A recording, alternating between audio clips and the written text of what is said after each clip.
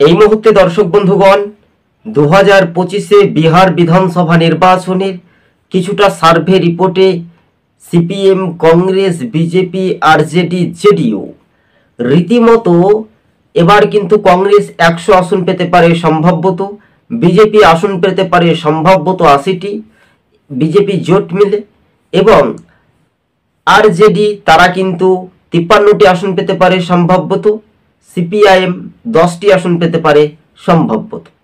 যদি পরিসংখ্যানটি এখন থেকে রীতিমতো কানহাইয়া কুমারের যে ভারত ন্যায় যাত্রা, ভারত জোড়ো যাত্রার কর্মসূচি তৃতীয় দিনে যে পা রেখেছে সেটাই অঙ্কে হিসেব অনুপাতে বলছে, তাহলে বিহারে প্রত্যাবর্তন না পরিবর্তন 2025-এই আগামী বেশ কয়েকদিনের মধ্যেই জাতীয় নির্বাচন কমিশন দিল্লির সদর দপ্তর তাদের অফিস দপ্তর থেকে ঘোষণা করতে পারেন বিহারে কয় দফাতে নির্বাচন হবে। এটাই নিয়ে শাসক বিরোধী প্রত্যেক রাজনৈতিক দলের সদস্যদের নিয়ে অর্থাৎ প্রতিনিধি থাকবে, সর্বদলীয় বৈঠকে বসতে পারেন নির্বাচন কমিশন, এমনটাই প্রতিক্রিয়া মিলে যাওয়ার সম্ভাবনা বেশি। তবে 100 আসন পেতে পারে কংগ্রেস সম্ভবত, 80 আসন পেতে পারে বিজেপি সম্ভবত, এবং 53টি আসন পেতে পারে আরজেডি সম্ভবত। এছাড়াও আমরা দেখতে পাচ্ছি বামেরা 10টি আসন পেতে পারে।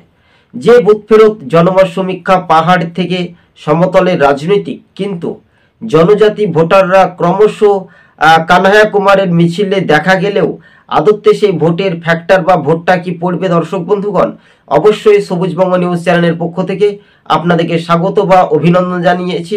কেননা রাজ্য রাজনীতির বিষয়টা একটা দ্রুত গতিবেগে এগিয়ে যাওয়ার যে একটা বার্তা বা ইঙ্গিত, সেটা সম্পূর্ণভাবে বিহারের রাজনৈতিক সমীকরণ চিত্রটি পাল্টে যেতে পারে। অর্থাৎ বিহারে আমাদের পশ্চিমবঙ্গে মালদা, মুর্শিদাবাদ, উত্তর দিনাজপুর বেশ কয়েকটি জেলা মিলে যদি আমরা দেখি, তারা বেশির পরিমাণ তারা ওখানে ব্যবসা করে, সেই ভোটারগুলো কোন দিকে ভোট দেবে এটাই শুধু সময়ের অপেক্ষা।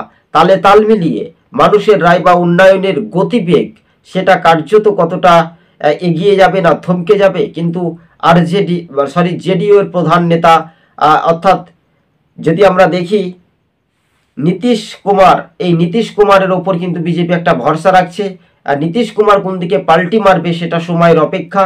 তবে এটাই পরিসংখ্যান বলছে যে কংগ্রেসের যে পরিসংখ্যান সেটা কি আদতে কানহাইয়া কুমার কি কংগ্রেসের মধ্যে কি ধরে রাখে, সেই শক্তি প্রয়োগ কি কাজে লাগাতে পারবে রাহুল গান্ধী, তিনি কার্যত শাসকের রাতের ঘুম কিন্তু কেড়ে নিতে পারেন, এমনটাই সূত্র মারফত খবর। তবে 2025-এ বিহার বিধানসভা নির্বাচনের পরিসংখ্যান এটাই বলছে। সবুজবঙ্গ নিউজ চ্যানেলটি ভালো লাগে সাবস্ক্রাইব।